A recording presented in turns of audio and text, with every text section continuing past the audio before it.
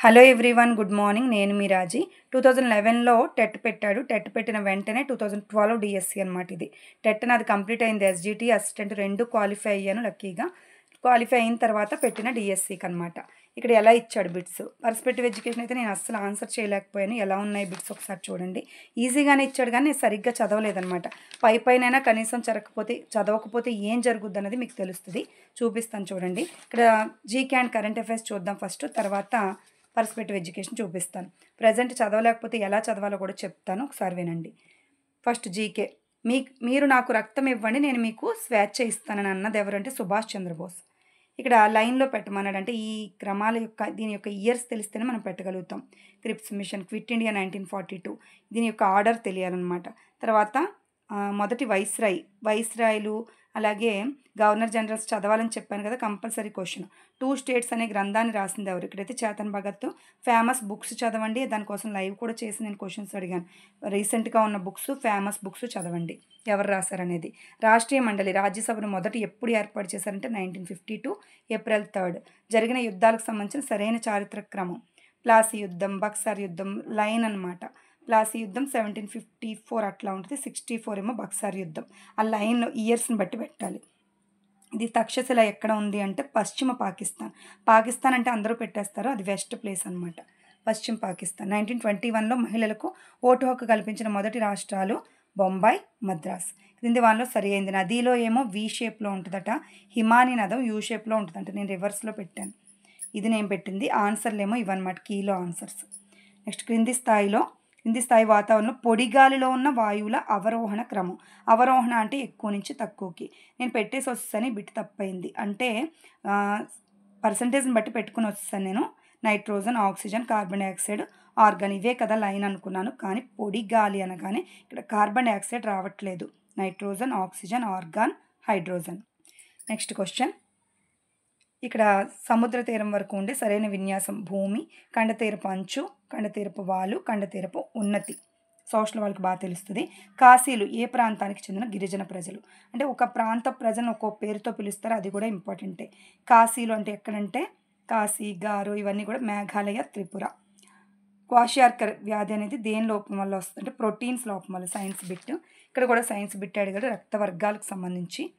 Next optical fibres అనేది ఏ సూత్రాన్ని పాటిస్తాయి? ఫిజిక్స్. సంపూర్ణ అంతర పరావర్తనం, డెకరేషన్ లైట్స్లో పెట్టుకుంటారు కదా చిన్నవి, ఆప్టికల్ ఫైబర్స్. ప్రస్తుతం రాజ్యసభ నాయకుడు అంటే ప్రస్తుతం రాజ్యసభ చైర్మన్ ఎవరు ఉంటారో అప్పుడు ఎప్పుడైతే అడిగాడో అప్పుడున్న ఉపరాష్ట్రపతి ఉంటాడు, మన్మోహన్ సింగ్ అప్పట్లో. 2012 సంవత్సరానికి లారూస్ ప్రపంచ క్రీడాకారుడు అవార్డు ఎవరికి వచ్చిందంటే నోవాక్ జోకోవిచ్. 2011 ఆగస్ట్ 15 అంటే 11, 15, 12 రెండు అడిగాడు. ఒక ఇయర్కి సంబంధించి 1 ఇయర్ ఆర్ 1.5 ఇయర్ ముందు నుంచి అడుగుతాడు current affairs and GK main. GK ఎప్పటి నుంచో అడుగుతాడు. కరెంట్ అఫైర్స్ కూడా 1 ఇయర్ మ్యాక్సిమం చదువుకోవాల్సి ఉంటుంది. ఓకే, ఇది పథకం గురించి. తర్వాత ఇది మొదటి గ్రీన్ స్టేషన్, దేశంలోనే మొదటి గ్రీన్ స్టేషన్ 2011లో ఎక్కడ స్టార్ట్ చేశారంటే మన్వాల్. అంటే అప్పుడు రీసెంట్గా స్టార్ట్ చేసిన ఈ ఫేమస్ అయినవి చదువుకోండి. తర్వాత సరికానిది ఒకటి అడిగాడు, ఇక్కడ చూడండి. ఇది జీకే అండ్ కరెంట్ అఫైర్స్ సంబంధించి. తర్వాత ఏంటంటే పర్స్పెక్టివ్ ఎడ్యుకేషన్. అసలు నేను ఎలా ఆన్సర్ చేశానంటే అస్సలు రాలేదు మార్క్స్ నాకు ఇందులో. క్రింది వాటిలో విద్య మూల స్తంభాల్లో ఒకటి కానిదేది అని అడిగాడు. పెట్టేశాను అంతే. ఇక్కడ ఏంటంటే సంపాదనకు అభ్యసించడం, అంటే డబ్బుల కోసం చేయడం కాదు కదా, అది ఆన్సర్ అవుద్ది. తర్వాత పీడబ్ల్యూడి అంటే ఏంటని అడిగాడు. ఇది కూడా నాకు తెలియలేదు అప్పుడు సరిగ్గా చదవక. Person with disabilities. క్రింది వాటిలో అందరికీ విద్యకు సంబంధం లేనిదేది అంటే విద్య ప్రపంచీకరణ కరెక్టే కదా అనుకుంటాం, కానీ వయోజన విద్య, నిరంతర విద్యను సార్వత్రీకరణ చేయడం, ఈ మూడు సంబంధించినవే. ప్రపంచీకరణ అనేది అందరికీ విద్య అందించాలన్నది కాదు అన్నట్టుగా ఇచ్చాడు. సూక్ష్మస్థాయి విద్యా ప్రణాళిక అనేది ఈ ప్రాజెక్టు ప్రధాన ఉద్దేశ్యం. డిపెప్ అనమాట. సూక్ష్మ స్థాయిలో అంటే జిల్లా స్థాయిలో అది. నెక్స్ట్ విద్య అనేది వర్తమానం కోసం, భవిష్యత్తు కోసం చేసే విలక్షణమైన పెట్టుబడి అని అన్నది ఎవరంటే 1986 జాతీయ విద్యా విధానం. ఉపాధ్యాయ విద్య అనేది ఒక నిరంతర ప్రక్రియ, అందులోని వృత్తిపూర్వ, వృత్యంతర రెండు కూడా విడదీయలేనివి అని చెప్పింది సెకండరీ విద్యా కమిషన్. ఇవి కూడా నేను చదువుకోలేదు అప్పుడు. ఆంధ్రప్రదేశ్లో పాఠశాల ఉపాధ్యాయులకు వృత్యంతర శిక్షణ అందించే ప్రధాన సంస్థ ఏది అంటే SCERT అనమాట. నెక్స్ట్ ట్రైనింగ్ని క్రింది వాటిలో భిన్నమైన సామర్థ్యాలున్న పిల్లల విద్య ఏది అంటే, విద్యకు సంబంధించి కానిదేది, లేనిది, కానిది అనేది సరిగ్గా చూసుకోవాలి మనం. లేనిదేది అని అడిగాడు. నేనేమో అయినది అనుకుని ప్రత్యేక విద్య పెట్టేసి వచ్చేసాను. సమ్మిళిత విద్య అంటే ఏంటి అంటే, మిగతా పిల్లలతో పాటు ప్రత్యేక అవసరాలున్న పిల్లల్ని కూడా కలిపి చదివించాలి అని. అది కరెక్టే. వికలాంగులకు సమైక్య విద్య, ప్రత్యేక విద్య ఇయన్నీ కరెక్టే. సృజనాత్మక విద్య ఎక్కడా ఉండదు. చదువుకునే వాళ్ళకి సృజనాత్మక విద్య సెపరేట్‌గా చెప్పాలని ఏమి ఉండదు. సో, ఇది ఆన్సర్ అనమాట లేనిదనగానే.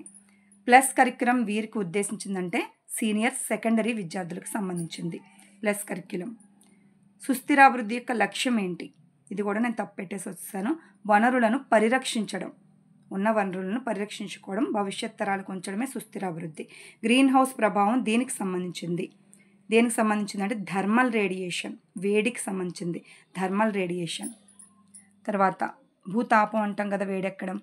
3 Rలు సూచించేది ఇది తప్పి పెట్టాను నేను. Reading, writing, arithmetic. కౌమార విద్య ప్రధాన ఉద్దేశ్యం కౌమారుల్లో జీవన నైపుణ్యాలను వృద్ధి చేయడం. యూనిసెఫ్, యునెస్కో, WHOలు ఇచ్చిన జీవన నైపుణ్యాల పట్టికలో లేనిదేది? లేనివంటే ఉన్నాయి ఇవి: నిర్ణయం తీసుకోవడం, స్వీయ జాగృతి, భావ ప్రసారం ఉన్నాయంట. హస్తకళలు దాంట్లో ప్రస్తావించలేదు. నెక్స్ట్, విద్యా హక్కు చట్టం 2009 దాని నియమాల పరిధిలో ఆంధ్రప్రదేశ్ ప్రభుత్వ విధి కానిదేది? 2009లో కానిదేది అంటే ఇవి ఉన్నాయి, ఇది కానిదంట. చట్టం నిర్దేశించిన విద్యార్థి ఉపాధ్యాయ నిష్పత్తి ప్రకారం ఉపాధ్యాయుల అవసరాన్ని, నియోగాన్ని అంచనా వేయడం అనేది దాంట్లో లేదు. జాతీయ పాఠ్య ప్రణాళిక చట్టం 2005ను రూపొందించింది ఎవరు అంటే NCERT. జాతీయ పాఠ్య ప్రణాళిక చట్టం 2005లో తెలిపిన బోధనాభ్యసన విధానానికి ఆధారం ఏది అంటే నిర్మాణాత్మక అభ్యసన నియమాలు. జాతీయ విద్యా విధానాన్ని సూచించడానికి 1964లో భారత ప్రభుత్వం నియమించిన విద్యా కమిషన్. 64 అనగానే ఏమొస్తుంది? కొఠారి కమిషన్. 62 to 64. నిరంతర సమగ్ర మూల్యాంకనం CCE ప్రాధాన్యం ఇవ్వని అంశం. క్రమబద్ధమైన మదింపు, క్రమబద్ధమైన ఫీడ్బ్యాక్, బహుళ రకాల మదింపు ఇవన్నీ ఉంటాయి. ఏకకాల మదింపు, ఒకేసారిగా మొత్తం బోధించాలనేది ఉండదు. నిరంతరం బోధించాలి, నిరంతర సమగ్ర మూల్యాంకనం చేయాలి, కంటిన్యూయస్ ప్రాసెస్ అని చెప్తుంది ఇది. క్రింది వాటిలో ఆంధ్రప్రదేశ్లో వృత్తిపూర్వ ఉపాధ్యాయ శిక్షణా సంస్థ కానిదేది? అంటే వృత్తిపూర్వం అంటే BEd కాలేజీలు అనమాట. DIET మైండ్ పనిచేసేటప్పుడు అది చేసేటప్పుడు నేను IASEలోనే చదివాను, కానీ ఇది తప్పెట్టి వచ్చాను చూసారా. అంటే కానిది అన్నది నేను చూడలేదు. క్రింది వాటిలో ఆంధ్రప్రదేశ్లో వృత్తిపూర్వ ఉపాధ్యాయ శిక్షణ సంస్థ కానిది. వృత్తిపూర్వ అంటే B.Ed ట్రైనింగ్, టీచర్ అవ్వడానికి ముందు నేను చేసింది ఇదే. ఇందులోనే IASEలోనే నాకు ఫ్రీ సీట్ వచ్చి ఫ్రీగా మరీ చదివాను రాజమండ్రిలో. కానీ నేను పెట్టుకుని వచ్చాను, ఇదే టిక్ పెట్టి వచ్చాను అనమాట. కానిది ఏది అంటే ఈ 3 విద్యా సంస్థలే BEdకి. ఇది కానిది, SCERT కాదంతే. ఓకే, అది వృత్యంతర శిక్షణలో అది ఇస్తుంది SCERT. దీనికి సంబంధించి పర్స్పెక్టివ్ ఎడ్యుకేషన్ మీరు ఒకవేళ చదవలేకపోయారనుకో, నేను ఆల్రెడీ చెప్పాను కృషి పబ్లికేషన్స్, దీంట్లో చాప్టర్ వైజ్ బిట్లు ఉన్నాయి. మ్యాక్సిమం కవర్ చేస్తాడు. 6 చాప్టర్స్ కూడా చాప్టర్ వైజ్ ఇచ్చాడు. తర్వాత గ్రాండ్ టెస్ట్లు ఇచ్చాడు లాస్ట్లో. వీలైన వాళ్ళు షాపుల్లో దొరికితే తీసుకోండి, లేదంటే నేను నెంబర్ పెడతాను, ఫోన్ చేస్తే ఒక 3-4 రోజుల్లో మీరు ఈలోపు మిగతావి రివిజన్ చేసుకుంటే ఈలోపు బుక్ వచ్చిన తర్వాత ఇందులో చూసుకున్న కవర్ అవుతాయి. జస్ట్ ఇంపార్టెంట్ క్వశ్చన్స్ అన్నీ చూసుకుంటే దీన్ని మించి మ్యాక్సిమం ఇవ్వడు. సో ఈ ప్రాక్టీస్ బిట్స్ చేసినా మీకు దీంట్లోంచి మార్కులు పోకుండా ఉంటాయి. ఒక 5 మార్కులకి 4 మార్కులు పెట్టినా 8 బిట్లు చేసి ఒక 4 మార్కులు వచ్చినా హ్యాపీ కదా, స్కోరింగ్ పెరుగుద్ది కదా. సో ఇందులో అయినా చేసుకోండి, ఓకేనా. ఈ బుక్ కోసం అయితే నెంబర్ ఇస్తాను డిస్క్రిప్షన్లో. ఓకే, మొత్తానికి సిలబస్ కంప్లీట్ చేయండి. చదవలేకపోతే దీంట్లో చదువుకోండి అంటున్నాను. చదవగలిగితే వెళ్ళండి, చదివేసుకోండి టెక్స్ట్ బుక్లో. తర్వాత ప్రాక్టీస్ మస్ట్ అండ్ షుడ్గా చేయండి, ఓకేనా. Thank you.